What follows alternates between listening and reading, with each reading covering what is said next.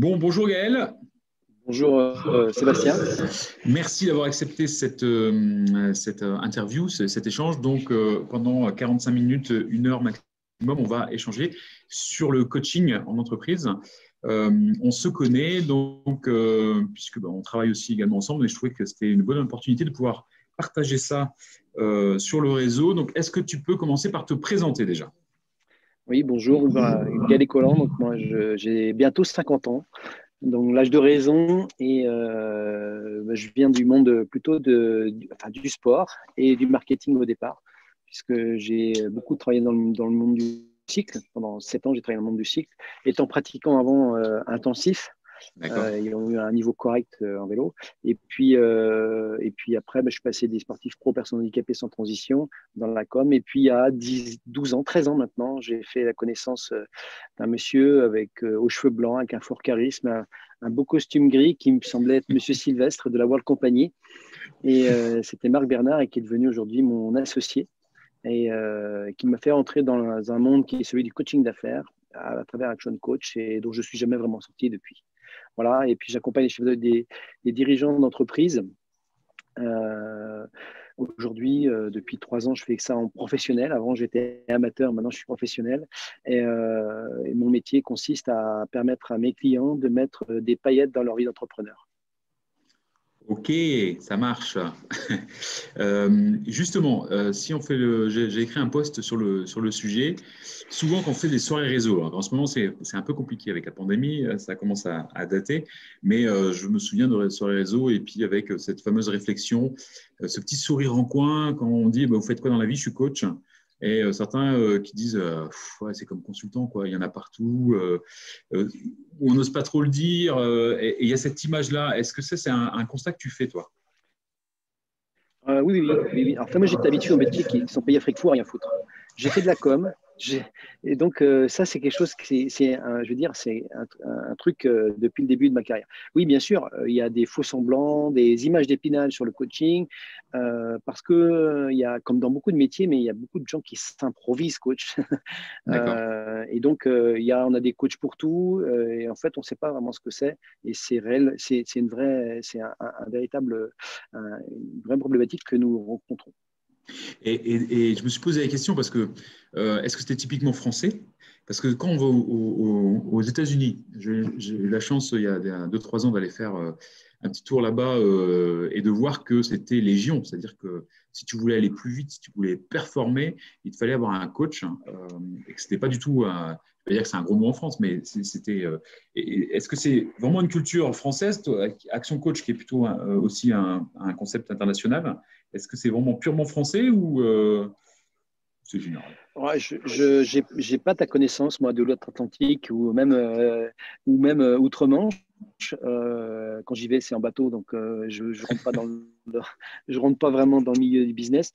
Je sais pas. Bon, en tout cas, quoi qu'il en soit, c'est quelque chose oui, qui apparaît depuis une quinzaine d'années en France, mais aujourd'hui, je pense que de plus en plus, les chefs d'entreprise sont conscients que seuls, ils peuvent faire pas mal de choses, mais qu'en étant accompagnés, ils peuvent, ça permet de leur challenger les idées et ils peuvent aller plus loin. Mais oui, pendant longtemps, on avait la réaction de moi, je suis patron d'entreprise, donc je sais faire, quoi.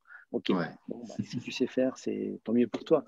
Mais on a cette problématique-là quand même aujourd'hui de se dire, oui, pourquoi je me ferais accompagner, quoi. Mais je pense que c'est quelque chose qui est en train de changer et les gens commencent à comprendre ce que c'est que d'être accompagné par le coaching ou autre, mais c'est une autre question. Mais d'être D'accord. accompagné, ils sont de plus en plus habitués.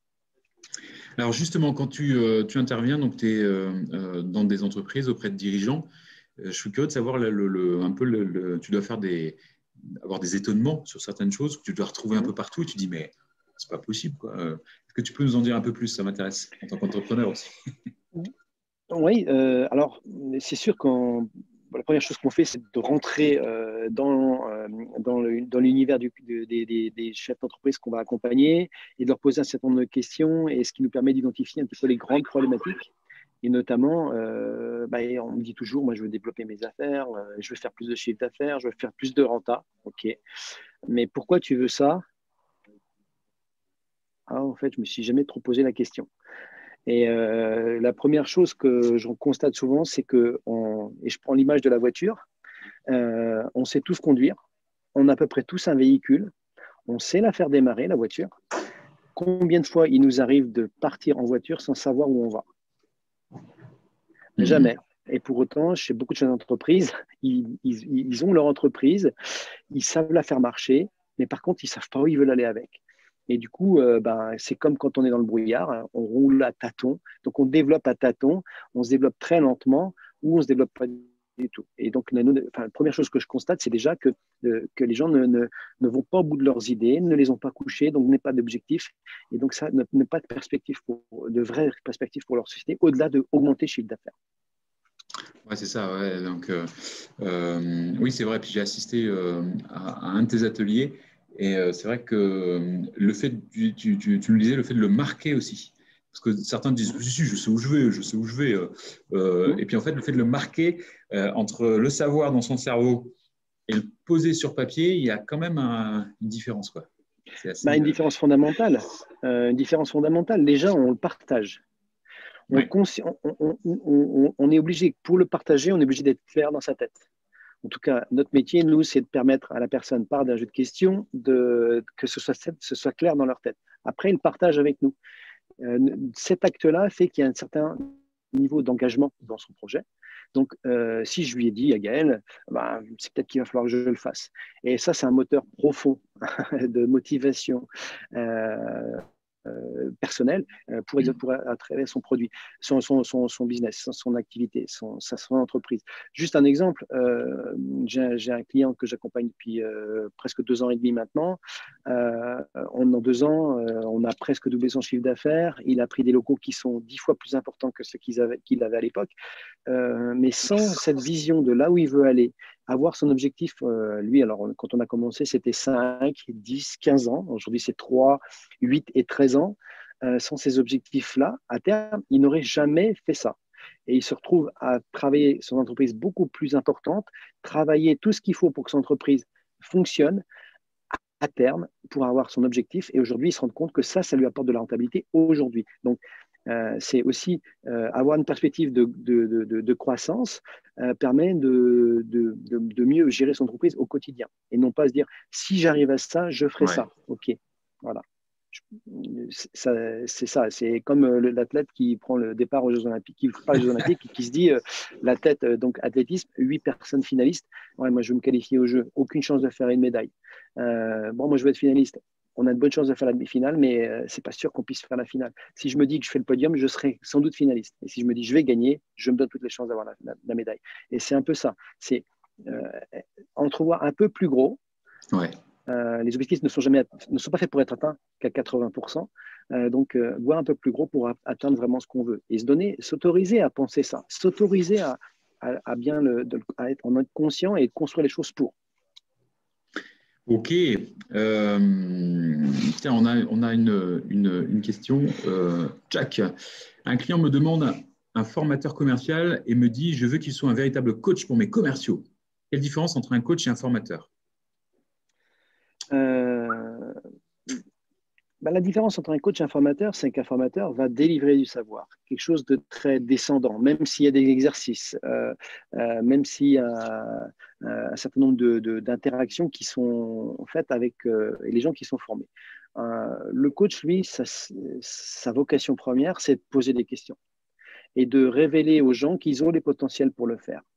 Donc, au-delà, les compétences, c'est bien, mais être conscient qu'on est capable d'utiliser ces compétences, c'est quand même plus puissant. Enfin, en tout cas, c'est ce que je constate parce que formation commerciale, moi, j'en ai fait de la formation commerciale.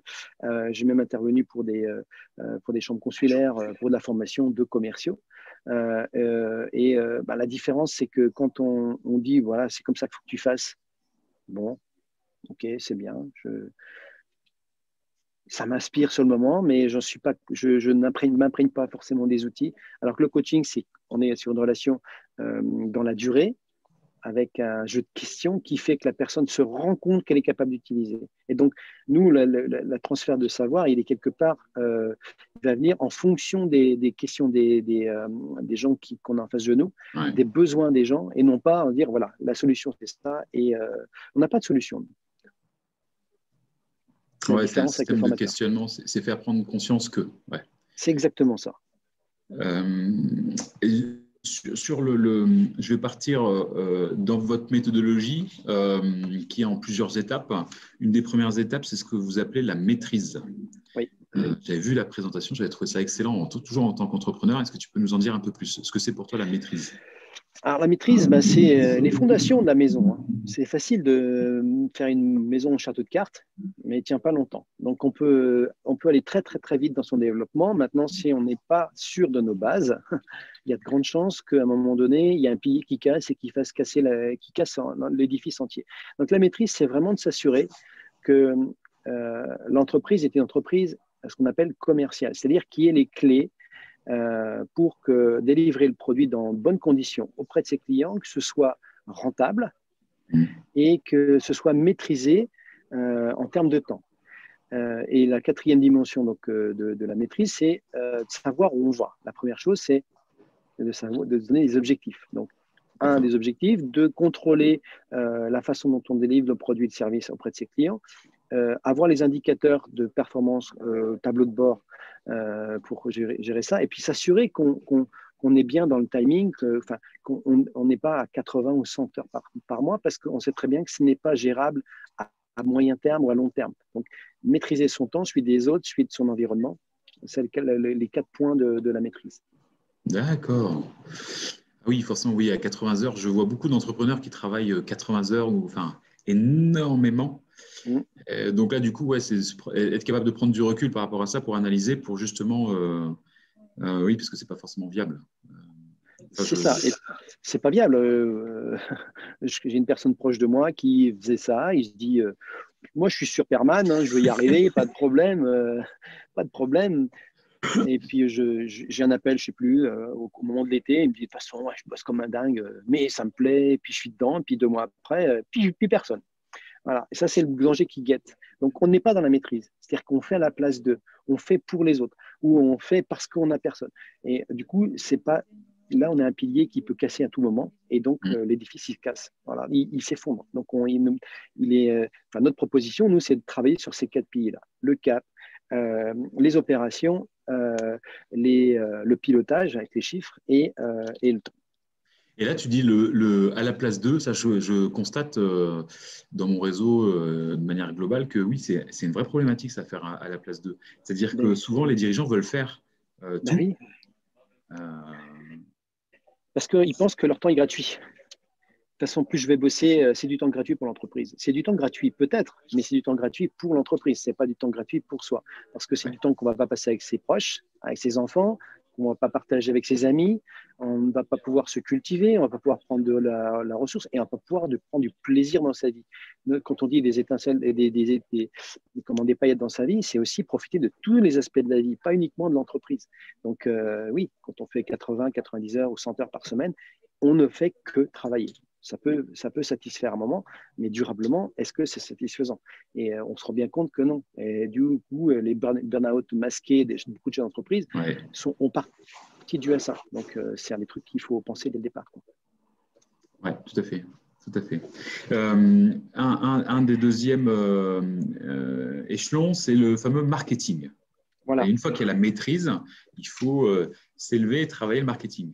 Ben, oui, une fois qu'on maîtrise les choses, on peut décoller. Et décoller, ça veut dire vendre davantage ou vendre avec plus de valeur ajoutée, plus de marge.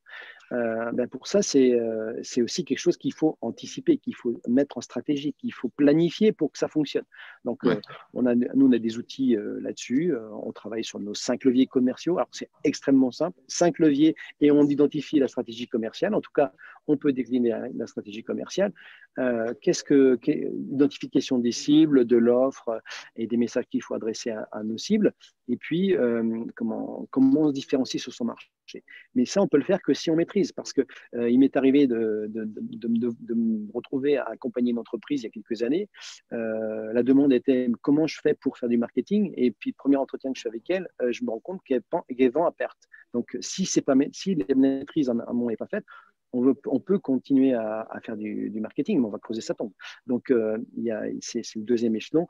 Il faut avoir la maîtrise plus le marketing pour avoir une entreprise qui est commerciale et qui devient rentable. Parce que là, on va pouvoir générer de la trésorerie dans son entreprise.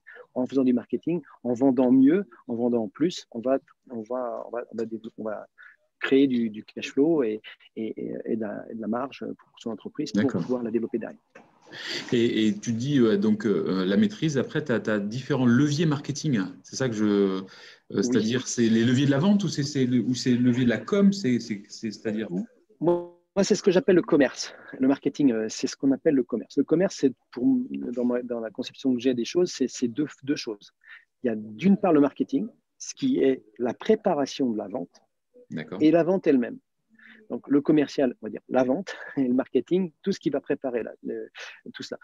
Donc, le marketing, c'est qu'est-ce que je propose à mes clients, comment je m'adresse à eux, comment je mets à disposition mon produit ou mon service à mes cibles. Mais c'est d'abord identifier ces cibles. Une fois que je sais ça, eh bien, je peux aller déléguer la promotion de cette proposition de valeur, pour reprendre un terme du Canva bien connu, aux commerciaux qui vont pouvoir le vendre, à une force de vente, qui peut être le patron au départ, parce que dans beaucoup de TPE, c'est le patron, mais ça peut être délégué rapidement. On va contrôler la manière dont on va vendre. Mais vraiment, il faut commencer à bien écouter ces cibles, savoir ce dont ils ont besoin pour leur proposer et de manière la plus efficace possible, et être au mieux. L'idéal, c'est de voir qu'on est assez différent des autres sur le marché, et donc attirant, voire irrésistible. Ça, c'est le rêve de tout le monde, de devenir irrésistible par rapport à son produit et sa valeur ajoutée. C'est ça. Donc, tu as la maîtrise. Une fois que tu as la maîtrise, tu as la rentabilité, tu ne passes pas 80 heures, que tu es dans la maîtrise de ton marketing, de ton commerce là-dessus. Un des troisièmes niveaux, j'ai envie de dire, ce qui suit après, c'est ce que vous appelez le système. C'est ça. Alors, le système, c'est on maîtrise notre truc. Ouais. On se dit on va développer en vendant plus et mieux, mais vendant plus et mieux, on a une équipe, et on n'était pas à 80 heures, mais si on y prend garde, on va se retrouver à 80 heures. Donc comment je fais pour ne pas me retrouver à 80 heures? C'est qu'est-ce que je mets en place en termes de process, de système, de méthode, d'organisation, pour que je puisse continuer à avoir un niveau de qualité de produits, de services qui soit identique, voire meilleur qu'avant, avec un volume qui est plus important, avec une équipe qui va rester grosso modo la même. Donc, c'est l'optimisation de l'organisation, je parlais d'opération au niveau de la maîtrise, et pour ça, nous, on travaille à travers 5 cycles qui sont le commerce. Là aussi, on va travailler sur le commerce, passer moins de temps, être plus efficace et mieux choisir ses cibles pour le commerce. La production, comment j'organise les choses pour passer moins de temps à produire ou à acheter en fonction de si on fait du négoce ou de la production. Quelle équipe je mets en place, les bonnes personnes aux beaux endroits au bon moment. Et ça va remettre en cause tous les chiffres de pilotage, parce que forcément, nos indicateurs clés de performance, ils ont évolué. Et surtout, comment je communique là-dessus. Comment je communique auprès de mes clients, pas en termes marketing, mais en termes de fidélisation plutôt, ou même par rapport aux produits que je délivre, à mes partenaires, que peuvent être l'expert comptable, que sont les banquiers, les fournisseurs, les actionnaires, et aussi son équipe. Ça, les systèmes fonctionnent avec ces gens-là. Et sur ces thèmes-là, commerce, production, équipe, pilotage et la communication qu'on fait autour de notre projet. Okay. Quand on fait ça, on arrive à une entreprise commerciale, rentable et qui fonctionne. Ouais, c'est ça. Ouais. Et derrière vient l'étage suivant, c'est l'équipe, se staffer. Tu disais les bonnes personnes au bon endroit, c'est ça? C'est ça. Ah oui, alors quand on fait les étapes successivement, c'est ce que nous proposons à nos clients, hein, de les faire grimper comme ça par stade, même si parfois il y a des vases communicants Ouais. entre les différentes phases, parce que c'est pas aussi linéaire que ça l'entreprise. Eh bien, à un moment, on se retrouve avec une problématique d'équipe. Ouais, je sais que je maîtrise bien mon truc, mon socle il est costaud, je vends bien, mais j'ai quand même déjà bien optimisé ma façon de faire les choses à tous les stades sur mes 5 cycles. Maintenant, bon, la croissance, elle continue. Donc, comment je fais? Comment je structure mon entreprise et de qui j'ai besoin? Donc, ça, c'est vraiment important de savoir de qui j'ai besoin. Parce qu'en plus, ce qui se passe souvent quand on arrive à l'étape 3, c'est qu'il y a des gens qui se retrouvaient, qui étaient très, très à l'aise dans le projet version 1, mais dans la version 3, ils ne se retrouvent plus trop. Donc, on peut avoir des gens qui se disent Ah ouais. c'est plus trop mon projet, ou alors des gens qui se disent ah, mais c'est encore plus qu'avant, j'ai envie de m'impliquer davantage. Donc, reconstruire une équipe qui soit, qui permette d'aller passer les étapes supérieures, quoi. Donc, ça, pour nous, pour l'équipe, ce sont trois phases. Savoir recruter. Mais recruter, c'est pas excuse-moi Sébastien, mais c'est pas juste communiquer sur une offre d'emploi et puis point barre. Et pour nous, ça c'est la troisième étape du recrutement. Et il y en a beaucoup qui s'engouffrent là-dedans. Mais réfléchir à ce dont vraiment on a besoin aujourd'hui et demain. Je pense notamment aux cadres, hein. On peut avoir des cadres qui vont en PME qui vont grimper les échelons parce qu'ils viennent de la base et puis on repère leurs compétences, on les fait grimper. Mais il faut repérer ça. Comment je fais est-ce que j'ai besoin de quelqu'un d'interne? Quels sont mes besoins aujourd'hui et demain? Et puis, il y a le management. Comment je fais que l'équipe reste efficace? Mais surtout, comment je l'engage. Ça, c'est le troisième aspect. Comment je l'engage? Comment je l'implique? Comment je rends les collaborateurs, les gens qui travaillent avec moi, qui soient force de proposition, les plus motivés possibles, qui se disent, qui fassent tout, mais 1% de mieux. OK, tout, mais 1% de mieux chaque jour, on fait 37,5% de croissance par an. Donc, c'est pas anodin. D'accord. Mais tout un petit peu mieux tous les jours. C'est une équipe impliquée, c'est une équipe qui connaît ses systèmes, qui sait comment ça fonctionne et qui sait qu'au besoin, je peux recruter et je sais comment je recrute. Que j'ai un système, là encore, de recrutement. Une fois qu'on a fait ça, une entreprise qui est commerciale, rentable, qui fonctionne et sans forcément que le dirigeant soit dans l'opérationnel. Et c'est là que c'est intéressant parce que tu connais le monde de la franchise. Le monde de la franchise, ben, c'est dupliquer ou décupler son système qu'on a établi sur les 4 premières étapes. Se dire, qu'est-ce que je fais de ma boîte? Et là, c'est l'ordre du choix. Quand on a la 4e étape, on a le choix. On a le choix. Qu'est-ce que je fais de mon société? Et donc, on arrive je pense que tu vas me poser la question de l'étape 5, synergie. Voilà, bah oui, qu'est-ce que je fais? Est-ce que je continue comme ça et je me dis, bon, bah, je vais faire les 10, 5, 10, 2, 3 années qui me restent comme ça, et puis je vais vendre. Ça, c'est une des solutions. Je me dis, bon, je vais créer d'autres affaires, d'autres business, d'autres activités. Et du coup, je mets mon activité en gérance. Est-ce que je fais une licence d'usage de mon service, de mon produit parce que ça marche bien, ou je fais en franchise Voilà. Et là, on a le choix. Et donc, on change, en tant que dirigeant, on change profondément de métier. Parce qu'on va on va soit aller sur d'autres activités, soit on va être plutôt dans la gestion. Mais est-ce que ça nous motive autant? Donc là, on a vraiment on a vraiment le choix d'analyser ce que nous voulons. Et c'est pour ça qu'au départ, quand on a la vision, ces rêves sont Oui, importants parce que on est tout prêt d'exaucer ses rêves. tout à fait. Donc ça, c'est un truc fondamental. Et je reviens sur la partie équipe. Et forcément, nous, on fait du recrutement, donc ça m'intéresse d'avoir ta vision. Tu coaches pas mal de dirigeants. Quels sont les constats que tu fais justement sur le recrutement dans les entreprises?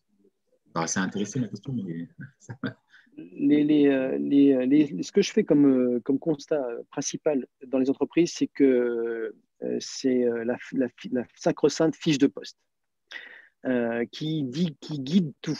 Alors, on a fait une fiche de poste, on est prêt à recruter.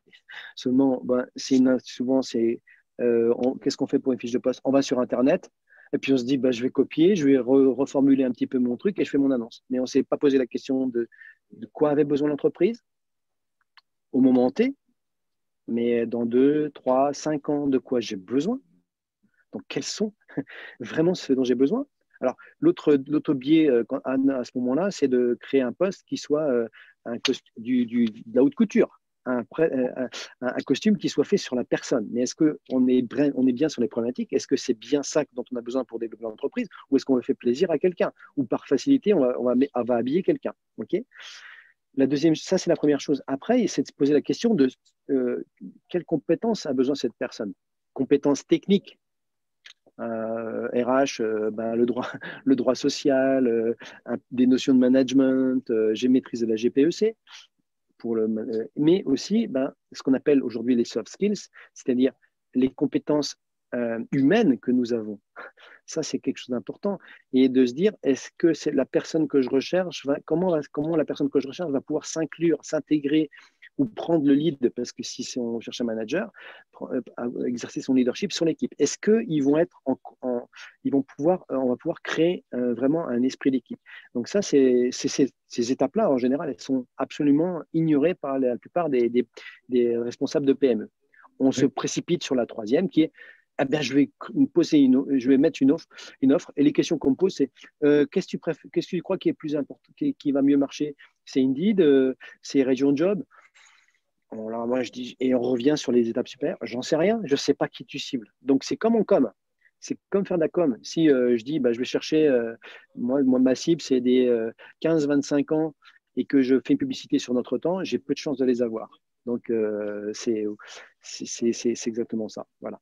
Et c'est vraiment ces problématiques-là. Et derrière, rarement, on se pose la question de quels sont les critères de choix dans la phase de sélection. Qu'est-ce que je fais entre le moment où j'ai choisi la personne et elle vient chez moi, et on voit qu'il y a quand même de la déperdition là-dedans, parce que les 2-3 mois qui se passent, bien, les gens peuvent changer d'avis. Et puis comment je fais ce qu'on appelle l'embarquement? Comment j'intègre la personne de manière efficace pour qu'elle reste longtemps avec moi et qu'elle se développe et qu'elle s'implique fortement dans mon entreprise? Ça, c'est des choses qui sont... On est sur un truc très basique. Hein. Je communique, je regarde, je les rencontre, je fais un choix, puis pop, demain à 8h, tu es au boulot, hein. Puis à 9h15, à 8h15, tu es avec ta souris, ou alors tu es avec ta truelle ou ton engin de chantier, et surtout, tu sais ce que tu as à faire. Voilà. Ça, c'est pour les écueils principaux dans le recrutement. Ouais, c'est ça. Nous aussi, pour accompagner beaucoup d'entreprises en matière de recrutement, il y a souvent des biais qu'on découvre, surtout sur des dirigeants qui n'ont pas été formés au recrutement et qui s'improvisent recruteurs parce que par obligation aussi. Hein, le besoin est souvent mal qualifié. En effet, il y a un biais aussi dans les entretiens. Tendance à vouloir recruter des gens qui te ressemblent. Ça, on le constate beaucoup. Le fameux mini-moi. Ouais. Non, mais c'est ça. Mais c'est humain. Ouais. Hein, c'est humain. Et puis, c'est rassurant. Oui, tout à fait, c'est ça. C'est rassurant. Et puis, pas mal de. Du coup, ça donne des erreurs de recrutement. En effet, souvent sur l'embarquement, ce que certains appellent l'onboarding, en effet, ou sur les profils commerciaux, où c'est le plus compliqué. Parce qu'il y a des choses qui sont dites et pas forcément respectées après, mais pas volontairement. Hein. J'ai dit une voiture de fonction, puis en fait, c'est une voiture de société. Sauf que le profil commercial, pour lui, c'est extrêmement important. Et il a l'impression qu'on lui a menti, quoi. Donc, il y a des micro choses qui, comme on est avec de l'humain en plus, peuvent faire basculer d'un côté ou de l'autre des recrutements. De toute façon, la performance, elle se niche dans le détail. Elle se niche dans le détail. C'est comme en sport, hein. C'est vraiment pareil. Hier soir, j'étais avec un de mes clients qui est sportif de haut niveau, et il me pose, déjà, c'est pareil que le chef d'entreprise, il ne s'est pas posé trop les objectifs. Il connaît son objectif vaguement, mais il n'avait pas posé d'objectif de jalon, comme on dit en projet intermédiaire. Et pour aller chercher ces jalons, qu'est-ce qu'il faut que tu fasses? Il ne sait pas. Il n'a pas programmé les choses. Donc, ils ne savent pas ce qu'ils doivent faire. Donc, au quotidien, c'est compliqué de s'améliorer. Et la et je dis, voilà, ta performance, on parlait c'est un gars qui fait du vélo en contre-la-montre. Il me dit, moi, je perds 1 seconde au kilomètre. Comment on peut faire en sorte que tu perdes moins d'1 seconde au kilomètre? Ah, ça fait 1 seconde au kilomètre sur 50 kilomètres, ça fait 50 secondes. Et si tu perdais 30 secondes, bah oui, je pourrais gagner les classements généraux. Ah, tu pourrais gagner les classements généraux si tu as 30 secondes. Comment on va chercher ces 30 secondes-là? Et tout est comme ça. Et dans le recrutement, c'est aussi ça. On se dit, il n'est pas bon, il n'est pas bon, il n'est pas bon. Est-ce que nous avons fait ce qu'il faut pour qu'il soit bon? Ça se trouve, on avait une super compétence, mais on n'a pas su l'embarquer. On n'a pas su lui montrer qu'on avait envie qu'il soit avec nous. On ne lui a pas donné les clés pour qu'il s'implique. Alors, peut-être que ce n'est pas la bonne personne, mais en tout cas, au moins s'assurer qu'on fait ce qu'il faut pour. Et je vois que les clients qui font ça, aujourd'hui, ils ont un taux de fidélisation de leurs compétences qui sont en hausse, même sur des marchés très concurrentiels. On dit de toute façon, on va me le débaucher. Déjà, si je pense déjà qu'on va me débaucher, mon gars, je suis mal barré parce que je vais certainement faire inconsciemment tout ce qu'il faut pour qu'on me le débauche. Mais qu'est-ce que je fais pour qu'ils se sentent bien dans les premières semaines? Tu le sais, hein, je pense que tu le constates, c'est que moi, c'est ce que j'appelle faire gonfler sa bulle de positif dès le départ. Plus on va gonfler la bulle de positif, plus la montgolfière va être importante. Même si je fais un trou d'épingle dans un montgolfière, elle va pas tomber tout de suite. Donc, on a le temps de réparer, on se donne le temps. Et l'onboarding est pour ça hyper important parce qu'on va donner envie aux gens durablement de rester parce qu'on a donné la chance, parce qu'on a donné les outils, parce qu'on fait la différence par rapport aux autres. C'est ça, c'est ça. Et on parlait la dernière fois qu'on s'était vu vous appelez ça, vous, le pouvoir de la planification. Tu vois. Et c'est vrai que ça paraît basique, mais c'est un véritable pouvoir, quoi. C'est sûr, si on ne comprend... Déjà, si on n'établit pas une liste de choses à faire, qu'on ne priorise pas, on a peu de chances de faire ce qu'il faut faire et dans les temps. Donc, la troisième chose, c'est on sait ce qu'on doit faire. C'est pour ça que c'est un pouvoir. C'est-à-dire qu'en établissement vraiment de manière assez précise tout ce qu'on doit faire, les organisant et après les planifiant, c'est-à-dire aussi en évaluant le temps que ça va prendre, que chaque tâche va prendre, on peut se donner des objectifs qui soient tenables. Smart ou smarter, tout le monde connaît un petit peu ça. Ben oui, c'est les conditions pour le faire. Et donc, on peut planifier. En planifiant, on se rassure et on se met des micro-objectifs tous les jours ou toutes les semaines qui permettent de se rendre compte qu'on progresse un peu chaque jour. Et ça, on voit que c'est un levier de motivation fort. Ça, c'est pas moi qui l'ai inventé. Hein. C'est une conférence de Daniel Costantini il y a quelques années que j'ai suivie grâce à Action Coach. Daniel Costantini, ancien sélectionneur de l'équipe de France de handball, le premier qui a eu les titres mondiaux au handball, qui a commencé en 92 à Barcelone et qui a fini en 2000. Début des années 2000, avec la France, avec un titre de champion olympique, juste un titre de champion du monde et certainement un titre de champion d'Europe à la clé. Donc voilà, quelqu'un qui a petit progrès permanent. Et ça, la planification permet ça, de renforcer sa confiance, de savoir où je vais, de mettre en place les choses, de savoir de quelles compétences j'ai besoin pour y arriver et de tout ce que je dois faire et d'organiser les choses. Donc, même des gens qui sont un petit peu bordéliques, comme moi je peux l'être, hein, avec mon profil comportemental, eh bien, ça me permet de bien identifier là où je dois mettre mon effort et de me concentrer sur ce qui est important et de pouvoir déléguer ce qui n'est pas important. Et du coup, je ne bosse pas 80 heures par semaine. Oui, tout à fait. Et donc là, depuis tout à l'heure, on parle beaucoup de coaching business, hein, parce que c'est le côté entrepreneur qui m'intéresse et là-dessus, on a vu les différents stades, les constats que tu peux faire. Quid du développement personnel couplé à tout ça? Alors, chez Action Coach, nous ne sommes pas spécialistes du coaching, du développement personnel. Okay, forcément, on en fait. Parce que notre conception des choses, c'est que c'est les prises de conscience que va opérer les gens avec qui on travaille. J'ai du mal à dire clients, mais avec les gens avec qui on travaille, que les gens qu'on accompagne, qui vont s'enrichir humainement. Et je pense que c'est un des plus grands bénéfices qu'en retirent nos clients. Au-delà des chiffres, souvent on me dit, mais moi, depuis que je bosse avec toi, je suis plus serein, je suis plus calme, je suis mieux veillant avec mes salariés, je comprends mieux ce que je fais, je suis plus agréable avec ma femme, avec mes enfants parce que je ne reviens pas avec mes soucis. Et ça c'est franchement, c'est pas ça le développement personnel. Alors, on n'est pas sur les techniques de développement personnel, on n'est pas coach de vie, c'est pas du tout notre business. Par Mm. contre, déjà, si on vit mieux son entreprise, qu'on comprend comment fonctionnent les autres, comment je fonctionne et comment je peux améliorer ma vie en entreprise, eh bien forcément, la bienveillance, l'assertivité, tous ces éléments qui font à notre époque en tout cas, font la réussite des entreprises, eh bien on les apprend et donc on se les applique à soi-même, on prend du recul par rapport à ce qu'on fait et donc on est dans le développement personnel. On est une meilleure, comme dit un de mes collègues lyonnais, on devient une meilleure version de nous-mêmes. C'est ça. Mais ce n'est pas notre cœur de métier, mais par le coaching qu'on fait d'affaires, puisque notre métier, c'est d'accompagner la personne morale qu'est l'entreprise à travers ses personnes physiques, ses dirigeants, ses personnes clés, eh bien, les personnes clés font du développement personnel. Combien me disent, ouais, tiens, tel bouquin que tu m'as proposé m'a appris ça, ça, ça et ça. Tel autre m'a appris ça, ça et ça. Il y en a des bouquins aussi de développement personnel qu'on utilise, mais c'est pas, pour nous, c'est encore saucissonner les choses. Action Coach, la force d'Action Coach, c'est sa vision systémique, sa vision globale de l'entreprise avec les gens qui sont dedans. Okay, donc, c'est pareil, si on saucissonne, je fais que du développement personnel, et ça m'est arrivé d'avoir des clients comme ça, qui du silo, hein. Je fais du développement personnel, mais en fait, je ne l'applique pas à mon entreprise, je me l'applique dans ma famille. Ah, je ne m'étais pas rendu compte que je peux avoir la même relation avec mes salariés, avec mes partenaires, avec mon banquier. Bah oui, la première chose, c'est est-ce que je me suis posé la question s'il y avait des bonnes relations avec mon banquier? Est-ce que je l'avais compris? Est-ce que je m'étais mis en faire? Voilà. Et bien là, déjà, on redevient une meilleure version de nous-mêmes. Ouais, c'est clair. Je suis d'accord avec toi parce que le fait de se mettre sur le coaching business oblige à s'interroger, à se remettre en cause, à faire preuve de résilience. Et du coup, ça s'accompagne de tout un changement en termes de mindset, de regard, de s'interroger sur soi-même.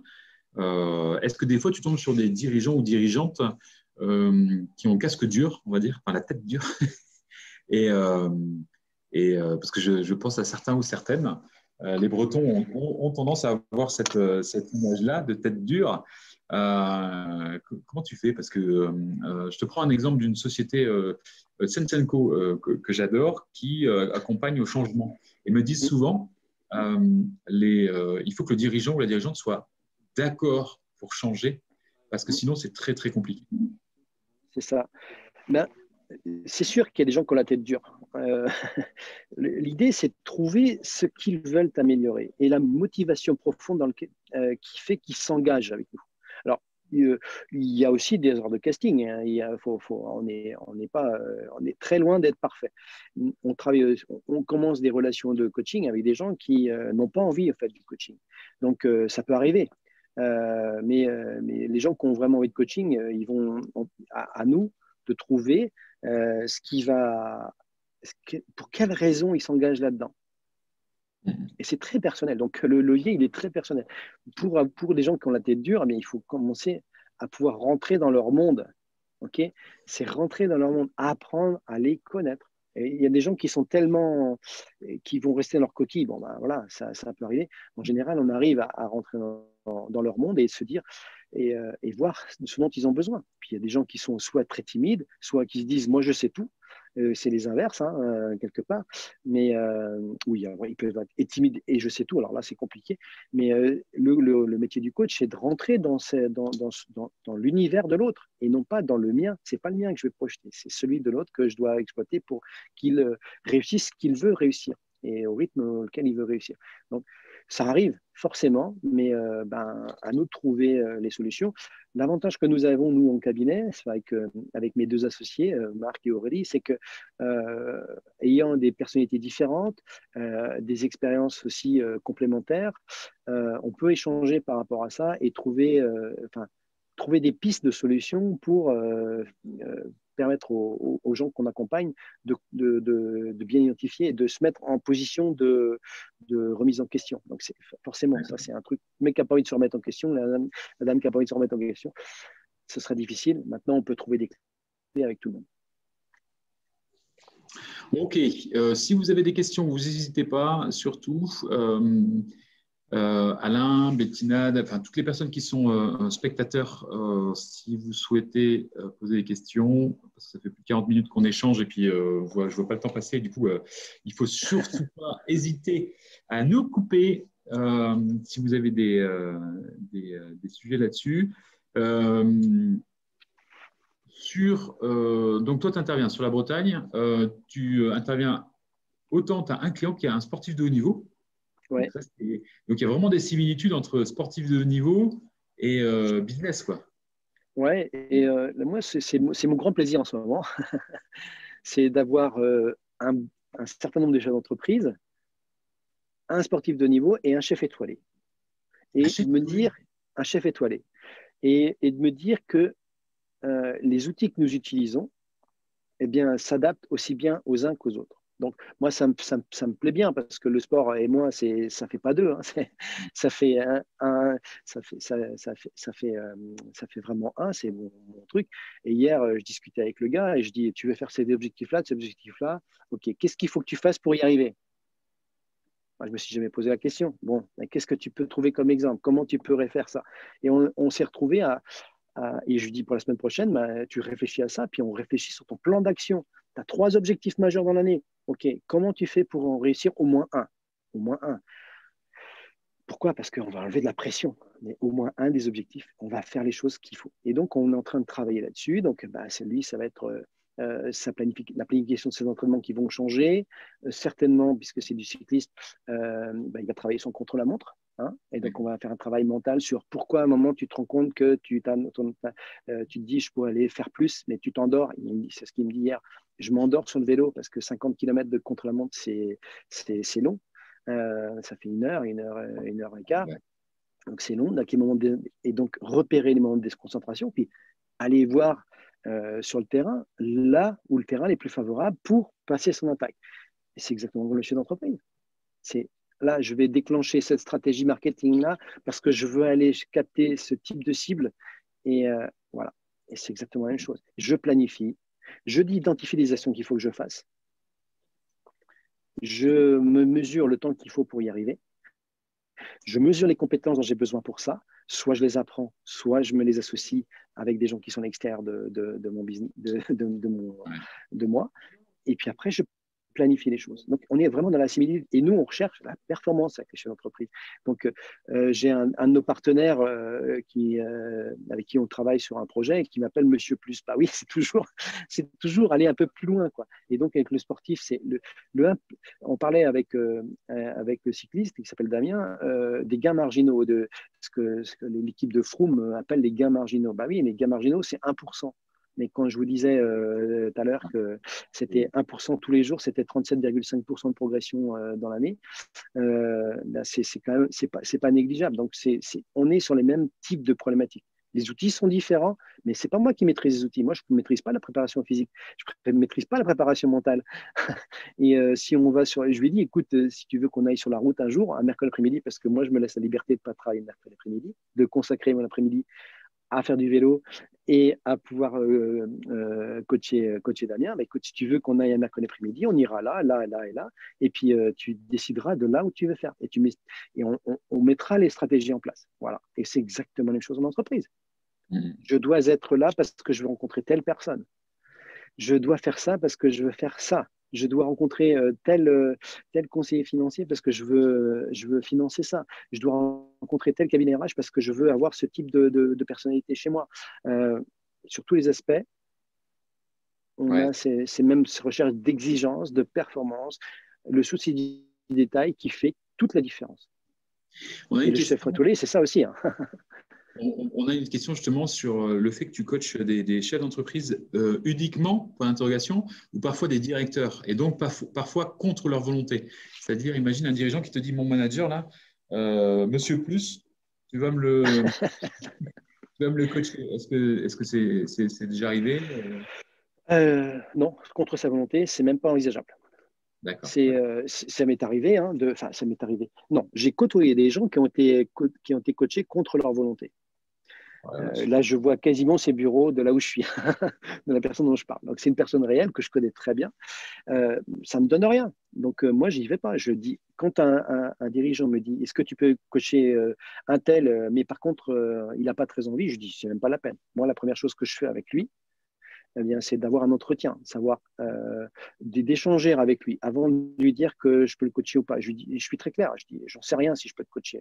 Et la première chose, c'est est-ce que tu en as envie? Et pour ça, c'est aller chercher ses aspirations, ses inspirations, ses motivations et voir si je peux faire quelque chose avec lui.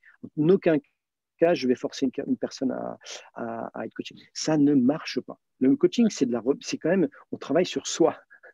C'est pas comme un formateur ou qui va te dire, il faut que tu fasses ça, ça et ça et ça, ou un consultant. Non, il faut que ça vienne de la personne. Si elle est réfractaire, s'il est dans sa coquille et qu'il reste durablement dans sa coquille, je ne peux rien faire. Par contre, travailler des directeurs ou des personnes clés, oui. J'ai un cas, hein, je travaille pour quelqu'un qui était, ça fait 1 an et demi, on travaille ensemble presque 2 ans, pour un client de longue date de mes anciennes activités. Et il me dit, tiens, je voudrais que tu coaches mon directeur de site. Ben oui, je coach son directeur de site. Mais il était d'accord pour que je le coach. Et aujourd'hui, il est passé de directeur de site à directeur général. Et, bien sûr que c'est des choses qu'on peut faire, mais ben, il y a un certain nombre de précautions qu'on prend. La première, c'est que la personne ne le fasse pas à contre-cœur, contre sa volonté, mais vraiment qu'il soit moteur là-dedans et qu'elle s'investisse dedans. Et deuxièmement, qu'il reste que le cadre ou le directeur général ou le directeur euh, pardon, soit aligné avec son dirigeant ou avec son investisseur, parce que ça, c'est indispensable. Ouais, c'est limite, on réagit dans la zone de chat, c'est limite à un coach carrière, quoi, dans ces cas-là. Euh, euh, je dirais non. Pourquoi? Parce que en fait, un coach carrière, c'est quelqu'un qui va bosser sur la personne. Nous, on travaille sur le couple Et dirigeant, entreprise-dirigeant. Non, pas uniquement sur la personne dans non, son. non. En tout cas, pas dans un premier temps. Au départ, on va travailler sur le couple dirigeant, entreprise-dirigeant. Si on doit faire du coaching de carrière, enfin, c'est moi mon thème, hein. Et puis, ça, je dirais que ça m'intéresse moins.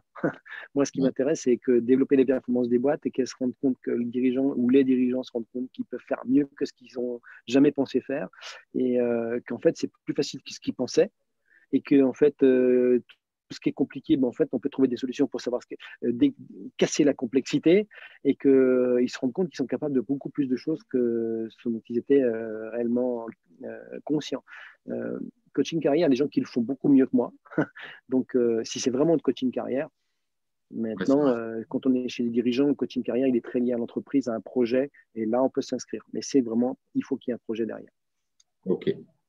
Euh, Contexte de relance post-Covid, des leviers contextuels? Point d'interrogation.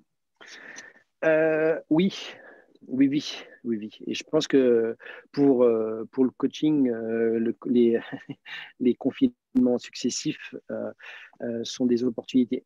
Pourquoi? Parce que les gens font des prises de conscience, ils pensaient que c'était la fin des haricots, moi, le 16 mars dernier, il y a 1 an, à 5 jours près, on était confinés. Il y a eu une phase où c'était un peu léthargique, où tout le monde se posait des questions métaphysiques et de survie. Et puis on s'est rendu compte que ce n'était pas le cas. Et par rapport au contextuel, derrière, il y a eu, on a bien vu une flambée, en tout cas un rebond très fort d'activité au mois de juin, juillet, août. Et en fait, quand je regarde les statistiques, et là, c'est le côté recrutement qui m'intéresse parce que c'est quand même un bon indicateur, à mon avis, du moral des entreprises et des projets d'entreprise. Quand je vois plus 9% de volonté de recruter en 2021, ben oui, maintenant, l'organisation qui prévalait en 2020, qui existait en février 2020, aujourd'hui, est-ce qu'elle est satisfaisante pour le monde qu'on connaît? Non. Mm. Il y a 1 an, on aurait certainement réuni tous ceux qui sont là dans une salle et on se serait mis dans des canapés en velours avec une belle salle et quelques micros et puis on aurait fait ça en live, direct. Là, on le fait ça, on le fait en virtuel. Il y a plein de choses qui ont changé. Du coup, des chefs d'entreprise qui veulent réussir, qui veulent développer leurs affaires, maîtriser ce qu'ils font et être sereins par rapport à leur activité, eh bien, changent leur mindset, leur état d'esprit et leur logiciel. Et du coup, nous, on a tout à jouer là-dessus. On ne sait rien, sauf poser des questions, mais on sait poser des questions pertinentes au bon moment pour que les gens prennent les voies qui sont les plus efficaces pour eux. Et c'est vrai, nous on le voit avec le recrutement. Là, on n'a jamais autant travaillé qu'en ce moment. Alors, on ne sait pas si c'est dû à notre nouveau concept ou si c'est le marché. En effet, les gens qui ont remis en cause leur système et ont revu tout ça. Mais je le dis souvent, si on n'allume pas la télé, on se dit que bon, à part certains secteurs forcément qui sont sclérosés, mais là, ce qu'on vit tous au sein du réseau est assez fort.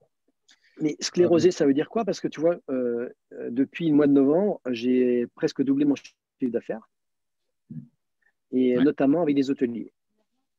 Donc, d'accord. on se dit, pauvres hôteliers, alors je ne parle pas de restaurateurs, hein, je parle bien d'hôteliers, mais les pauvres hôteliers, ils souffrent et tout.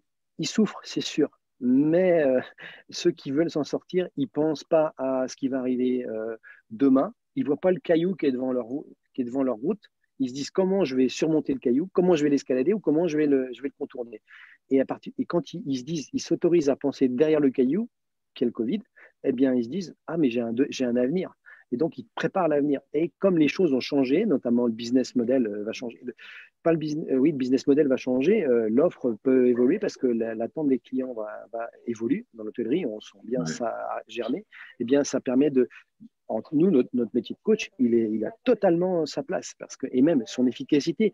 Et même, je dirais que ça peut être obligatoire. Que les gens se rendent bien compte de ce qu'ils veulent faire derrière et comment ils doivent bâtir ça. Et step by step, arriver à faire ce en quoi ils aspirent et qu'ils aillent réussir, accéder à leurs rêves de chef d'entreprise, mais aussi d'humain, ce qu'ils veulent léguer à la terre entière, à leurs enfants ou à leurs salariés par rapport à ça. Ok. Bon, bah, écoute, ça fait presque 55 minutes qu'on est ensemble. Moi, j'ai posé toute ma liste de questions. Je vois qu'il y en a d'autres. Donc, n'hésitez pas à poser des questions. Le coaching est-il ponctuel sur la durée ou à vie? Ah, excellent. C'est pas moi qui le décide. Ce sont les gens avec qui on travaille qui décident ça.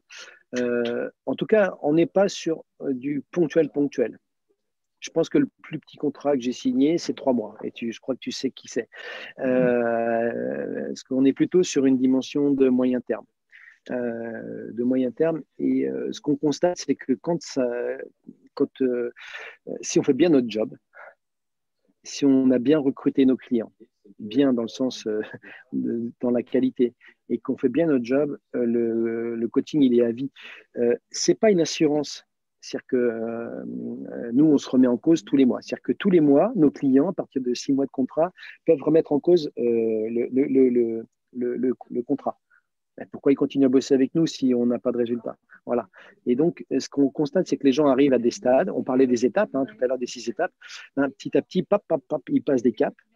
Et du coup, la relation fait qu'ils se disent c'est intéressant de continuer à bosser avec Gaël, avec Marc, avec Aurélie. Et on continue avec eux. Mais c'est pas contractuel. C'est vraiment la motivation commune qui fait que.